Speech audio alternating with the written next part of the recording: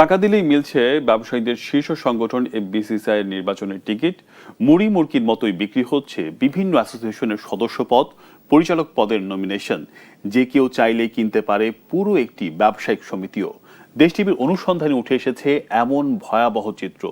অভিযোগ আছে নাম সর্বস্ব এসব সংগঠন এফবিসিসিআই নির্বাচনকে প্রভাবিত করে, পাল্টে দেয় ফলাফল। সাইফুল ইসলামের ছবিতে দেখুন আমার করা একটি প্রতিবেদন। পেশাগত জীবনে অসংখ্যবার এফবিসিসিআই নির্বাচন কাভার করেছি, কিন্তু কেমন হয় ব্যবসায়ীদের এই শীর্ষ সংগঠনে এবার যদি নিজেই নির্বাচন করি? শুনতে হাস্যকর মনে হলেও ব্যবসায়ী না হয়ে আদৌ নির্বাচন করা সম্ভব কিনা, কিংবা অসংখ্য জালের মতো ছড়িয়ে থাকা অ্যাসোসিয়েশনগুলো আমাকে নমিনেশন দেবে কিনা, সেটি কিন্তু দেখার বিষয়। জানবো পুরো গল্প, সঙ্গেই থাকুন।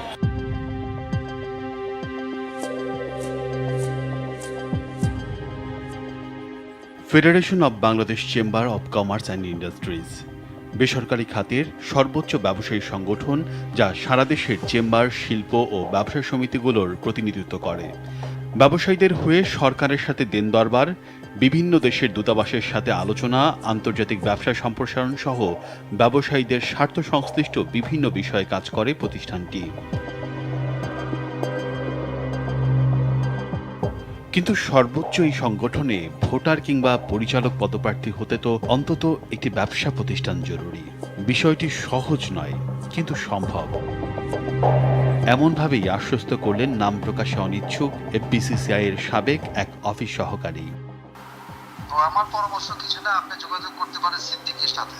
এফবিসি সিদ্দিকী লাস্ট মুহূর্তে এগুলো হয়তো ছুটি সিস্টেম করে যদি হয়, মানে কি হলে হলো না হলো না। আসলাম ভাইটা আগে বাঁচা হয়েছে, অনেক আগে। আমি গতবার দিয়েছিলাম, এবার আমারই চান্স দেয়নি। এগুলি 1 বছর আগে বাঁচা হয়নি ভাই। আলাপচারিতায় যেই ব্যক্তির নাম উঠে আসে তিনি আসলাম আলী। বাংলাদেশ সাব কন্ট্রাক্টিং শিল্প মালিক সমিতি, 4 স্ট্রোক সিএনজি অটোরিকশা ওনার্স অ্যাসোসিয়েশনের হর্তাকর্তা তিনি। সংগঠনের সদস্যপদ তো আছেই, সঠিক মূল্য পেলে বিক্রি করে দেবে নাকি পুরো একটি অ্যাসোসিয়েশন? আসলাম আলীর কাছেই পৌঁছাতে চাই আমরা। আস্থা অর্জন ও পুরো বিষয়টাকে বিশ্বাসযোগ্য করতে সহযোগিতা নেই একজন বাইং হাউস ব্যবসায়ীর। আচ্ছা, আমাদের বৈঠক নির্ধারণ হয় ঠাটারি বাজারের স্টার কাবাব হোটেলে। সাথে থাকা গোপন ক্যামেরা তো আছেই। হোটেলের 2 প্রান্তে মোবাইল হাতে রাখা হয় আরো 2 জনকে। আসলাম আলী দেশ টিভির সাথে। এবার এফবিসিসিআই এর নির্বাচনে পরিচালক পদপ্রার্থী হতে আগ্রহ প্রকাশ করি। জানতে চাই কিভাবে সম্ভব। আপনাদের মনের ভিতর চেতনা থাকে আমি এফবিসিসিআই ইলেকশন করব, ওকে, আর আমার বাজেট এগুলি আপনাদের দেন বাজেট। ওই তো বললাম আপনাকে মেম্বার করবো, তখনই মনে করেন যে একসাথে সবই নমিনেশনও দিতে হবে ওনাকে ইলেকশন করার জন্য। দিতে হবে না নমিনেশন? কথা হলো আমার পরিষ্কার চিনি তারা 50 লাখ টাকা দিবে এখানে আমার, আর সাত করে 25 লাখ টাকা দিতে হবে। উনি ভাইস প্রেসিডেন্ট হবে, উনি ভাইস প্রেসিডেন্ট হবে, তিনি ইলেকশন করতে পারবেন, আর এখান থেকে ভাইস প্রেসিডেন্ট উইথ ইলেকশনও করতে পারবেন।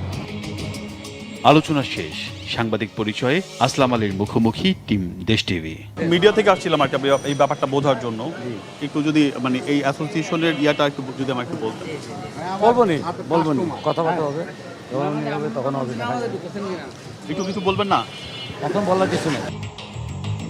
কেবল আসলাম আলী নয়, পকেট সংগঠন তৈরি করে মেম্বারশিপের এই ব্যবসা দেশে নতুন কিছু নয়। দেশের আনাচে কানাচে নাম সর্বস্ব অসংখ্য সংগঠন তৈরি করে প্রভাবিত করা হয় এফবিসিসিআই এর নির্বাচনকে। টাকার বিনিময়ে বিক্রি করা হয় ভোট।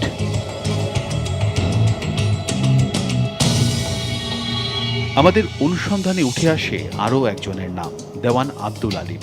বাংলাদেশ ফুটওয়্যার অ্যাসোসিয়েশন, শু ডিলার অ্যাসোসিয়েশন সহ আরও কয়েকটিতে খুঁজে পাওয়া যায় তার নাম।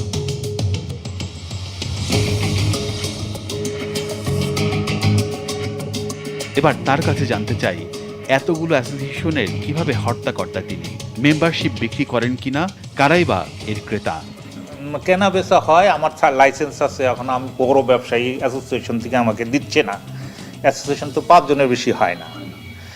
আমার এখন দেখা গেছে যে এখানে আমি গতবার ছিলাম, এবার আমার নাই, আর এবার আমাকে দিবে না, বাকি 5 জনকে দিবে।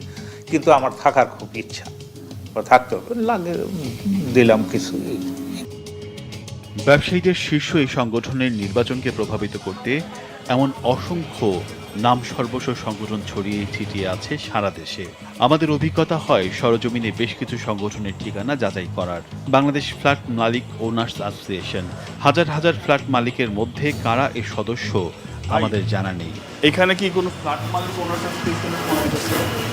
ফ্ল্যাট মালিক এইখানে পুরান ঢাকার রজনী বোস লেনের এই গলিতেই নাকি Bangladesh beauty parlour owners association. 5 আগস্টের পর থেকে সভাপতি পলাতক, অফিস তালাবদ্ধ। আমরা তো জানি যে হ্যাঁ বিদেশ গেছে গা। হোসনি তালান রোডের 10 থেকে 30 একর চিংড়ি ঘের ওনার্স অ্যাসোসিয়েশন, অদ্ভুত নামের অ্যাসোসিয়েশনের সন্ধানে হরহামেশাই নাকি আসে পাওনাদার। প্রজেক্ট তো নাই, ব্যাংকের থেকে কোটি কোটি টাকা নিচে কিসের প্রজেক্ট কি না আসে ভাই, এরকম অনেক লোক আসে ভাই, ওই একটা টাকা আমি তো ভাই কোথায় পাইবেন ওরে। খোঁজ মেলেনি পুরাতন কাপড় আমদানিকারক সমিতি, cottage and small enterprise association, planned growth promoters অ্যাসোসিয়েশনের। প্ল্যান গ্রোথ প্রমোটার্স অ্যাসোসিয়েশন নামে আমাদের লিস্টে বা আমাদের আছে বলে আমাদের জানা নেই। সময়ের সাথে ব্যবসা হারিয়ে গেলেও হারায়নি অ্যাসোসিয়েশন। এই তালিকায় আছে cyber cafe, taxi cab, Flexiload কিংবা PABX association. Businessmen have been replaced by touts. Trade বডিতে টাউটের প্রাধান্য 90%। প্লাস্টিক দ্রব্য আমদানিকারক সমিতি, প্লাস্টিক দ্রব্য প্রস্তুতকারক সমিতি, প্লাস্টিক দ্রব্য ব্যবসায়ী সমিতি, এই ধরনের শুরু হয়ে গেল সব খাতেই এরকম করে। এমন সবগুলোকেই তারা স্পন্সর করে দিল, এত টাকা লাগবে, এত টাকা লাগবে, এত টাকা লাগবে। তারা এই যে ফেডারেশনের জেনারেল বডিতে আসার জন্য যে আপনার কাছে 50 লক্ষ টাকা চাইছে, 5 জন করে নমিনেশন দিবে, 2-3 এইভাবে 2.5-3 কোটি টাকা কামাবে। আর এভাবেই কিছু নাম সর্বস্ব সংগঠনের হাতে জিম্মি দেশের ব্যবসায়ীদের বৃহৎ এই সংগঠন। কেবল টাকা দিলেই একজন সাংবাদিক যখন দেশের শীর্ষ ব্যবসায়ীদের সংগঠনের নির্বাচনে অংশ নিতে পারে, তখন বুঝতে হবে এর ভয়াবহতাটা কতটুকু। এই অব্যবস্থাপনার এখন নীতি টানা না হলে এর দায় নিতে হবে পুরো দেশের অর্থনীতিকে। রিয়াজ সেজান, দেশ টিভি, ঢাকা। দর্শক, এই বিসিসিআইর এই সিন্ডিকেট নিয়ে কথা বলতে এখন আমরা একটু যুক্ত করে নিচ্ছি বাংলাদেশ রেস্তোরাঁ মালিক সমিতির সভাপতি দুঃখিত মহাসচিব ইমরান হাসানকে। জনাব ইমরান হাসান, স্বাগত জানাচ্ছি দেশ টিভির আয়োজনে। একটা প্রতিবেদন দেখছিলাম, একটু আপনার কাছে জানতে চাই আপনাদের রেস্তোরাঁ মালিক সমিতি থেকে কি এবার আমাকে নমিনেশন দিবেন কিনা, আমি কি কোনোভাবে হতে পারবো কিনা আপনাদের পক্ষ থেকে নির্বাচনে দাঁড়াতে পারবো কিনা? জি, শুনতে পাচ্ছেন? জি, আমাকে শুনতে পাচ্ছেন?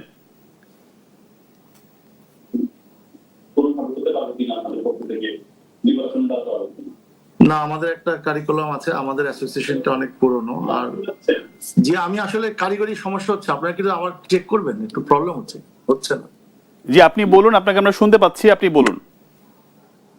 জি দেখুন, বিসিসিআই যে পর্যায়ে আছে এখন, এটা একটা ব্যবসা প্রতিষ্ঠান হয়ে গেছে। কারণ যুগের পর যুগ ধরে দেখবেন যে একই লোক ডিরেক্টর, তারা বিভিন্ন ভাবে অনেক অ্যাসোসিয়েশন বানিয়ে একটা সিন্ডিকেটের মতো ভোট করে, যেখানে সত্যিকারের ব্যবসায়ী নেতা আছে কিনা আপনারাই দেখলেন, তদন্ত করে দেখলেন যে কি অবস্থা। প্রত্যেকটা সেক্টরে দেখবেন যে 8টা-10টা করে অ্যাসোসিয়েশন, সেটা আদৌ দরকার আছে কিনা। এর আগের প্রেসিডেন্ট মহোদয় চেষ্টা করেছিলেন সবাইকে একটা ইয়ের মধ্যে নিয়ে আসার জন্য, একই সেক্টরে একটা অ্যাসোসিয়েশন থাকাটা। সেটা না করে বিভিন্নভাবে যে যার মতো করে অ্যাসোসিয়েশন করে নিয়ে, যখন যে সরকারে থাকে সেই সরকারের একজন মাফিয়া বস থাকেন, তারা তাদের মতো করে পছন্দ করে এফবিসি প্রেসিডেন্ট, সেক্রেটারি, হোয়াটএভার এই বাণিজ্য আমরা শুনে আসছি, দেখে আসছি। তো এখন দীর্ঘদিন যাবত এফবিসিতে ইলেকশন হচ্ছে না, 5 আগস্টের পর পরিবর্তনের পরে প্রশাসক দিয়ে চালানো হচ্ছে। টোটাল সিস্টেমটাই, দেশের সিস্টেমটা যে অবস্থা, ওই এফবিসিসি এর সেই একই অবস্থা।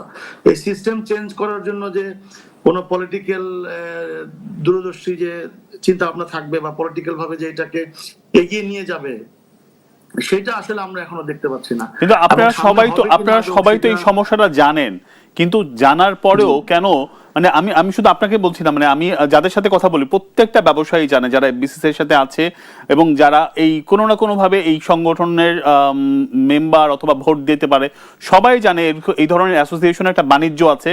অ্যাসোসিয়েশন তৈরি করে ভোট নির্বাচনকে প্রভাবিত করা হয়, এটা ওপেন সিক্রেট। তারপরেও কেন কারো নজর নাই এই জায়গাটায়?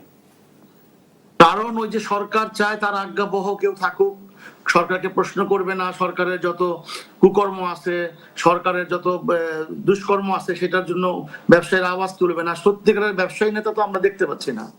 সত্যিকারের ব্যবসায়ী নেতা না থাকার কারণেই সরকারের আজ্ঞাবহ তাদের একটা ব্যাংক লাগবে, তাদের ইন্স্যুরেন্স লাগবে, তাদের সুবিধা লাগবে, সরকারের সাথে দেশ বিদেশ ঘুরবে। ব্যবসায়ীদের পারপাস সার্ভ করার মতো তো আমরা নেতা এখনো দেখতে পাইনি এফবিসিসিআইতে, সেটা হবেও না। কারণ এই অ্যাসোসিয়েশন গুলোকে দীর্ঘদিন যাবত ইলেকশন না দেওয়া, অ্যাসোসিয়েশন গুলো কুক্ষিগত করে রাখা, দেখবেন একই রকম সভাপতি, একই রকম সেক্রেটারি, বছরের পর বছর, যুগের পর যুগ তারাই নিজেরা নিজেদের মতো করে আপনার অ্যাসোসিয়েশন পর অ্যাসোসিয়েশন বাড়িয়েছে। সেই বাড়ানো একটা ভোট ব্যাংক, ভোটের সময় ভোট কেনা বেচা, এটা তো ওপেন সিক্রেট। সেই ওপেন সিক্রেট ভাঙার জন্য যে সত্যিকারের একটা রাজনৈতিক মানে চেষ্টা বা রাজনৈতিক ভাবে যেটা করা, সেই রাজনৈতিক আমরা কর্ম দেখি না এখন যে পর্যন্ত। আমি এমন মানুষদের এই প্রতিবেদন করতে গিয়ে আমি এমন কিছু মানুষের খবর পেয়েছি যাদের একার কাছে 60টার বেশি সংগঠন আছে, কারো কাছে 10টা, কারো কাছে 20টা, যিনি একাই এটা হ্যান্ডেল করে। এরকম মানুষকে আমরা এই প্রতিবেদন করার সময় পেয়েছি। এই যে এই মানুষজন যার কাছে 60টা অ্যাসোসিয়েশন আছে, সে তো অবশ্যই এখানকার পরিচালক হবে, মানে এটার কোনো ব্যত্যয় হওয়ার কোনো কারণ নাই। মানে এই ব্যাপার তো সবাই জানে। না না না, আপনি যথার্থ বলেছেন, কিন্তু এটার বিরুদ্ধে ব্যবস্থা নেবে কে? বাণিজ্য মন্ত্রণালয়। ব্যবস্থা নিবে কে? প্রশাসন। তারা তো নিচ্ছে না। তারা নিচ্ছে না বলেই তো আজকে এই সুযোগটা পেয়েছে। আপনি কথা বলতে যান, তাদের গোষ্ঠীগত কারণে কেউ কথা বলতে সাহস পায় না, এখানে ক্ষতিগ্রস্ত হবে। কারণ একটা আমরা ছোট ব্যবসায়ী, ছোট উদ্যোক্তা, আমাদের এফবিসিসিআই না হলেও চলবে, এফবিসিসিআই যেতে হবে সেটা না। কিন্তু যদি সত্যিকারের আমাদের প্রতিনিধি এফবিসিসিআইতে প্রতিনিধিত্ব করে, তাহলে আমাদের যে প্রবলেম গুলো আছে সেই প্রবলেম গুলো নিয়ে তার সরকারের সাথে কাজ করবে, দেন দরবার করবে। কিন্তু আমাদের তো যেই কারণে আজকে একটা ব্যর্থ রাষ্ট্রের দিকে আমরা যাচ্ছি, কারণ আমাদের যে ক্রাইসিস চলছে সেই ক্রাইসিস নিয়ে কথা বলার তো কোনো নেতা আমরা দেখতে পাচ্ছি না। যে অব্যবস্থাপনা চলছে, আপনার দেখবেন যে ভ্যাট ট্যাক্স নিয়ে সরকারের সমস্ত সিস্টেমে আমরা বলেছি 13-14টা লাইসেন্স নিতে হয়, সেগুলো যে সুরাহা করার জন্য এফবিসিসিআই একটা উদ্যোগ নেওয়া দরকার, কঠিন উদ্যোগ। আমরা ব্যবসায়ীরা এক হই, এটা হয়তো কোনো সরকার চায় না। জি, অবশ্যই আমরাও মনে করি যে সরকার চাপে পড়বে, কোন সরকার তো এটা চায় না। কারণ আপনি বলছিলেন জনাব ইমরান, আপনি বলছেন যে সরকারের সদিচ্ছার অভাব আছে, আপনার কথা আমি যেটা বুঝতে পারছি, এবং সরকারি উদ্যোগের প্রয়োজন আছে। অনেক ধন্যবাদ আমাদের সময় দেওয়ার জন্য। এখান থেকে ব্যাংকের মালিকানা পাওয়া যায়, আগেই বলেছি। সুতরাং এইটা একটা কেমন যেন সোনার হরিণ। তো এনি হাও টাকা পয়সা আমার হয়েছে, এখন একটু সময় আমরা মনে করি এটা একটা সুরাহা হবে। অনেক ধন্যবাদ, আমাদের হাতে সময়টুকু শেষ হয়েছে। ধন্যবাদ।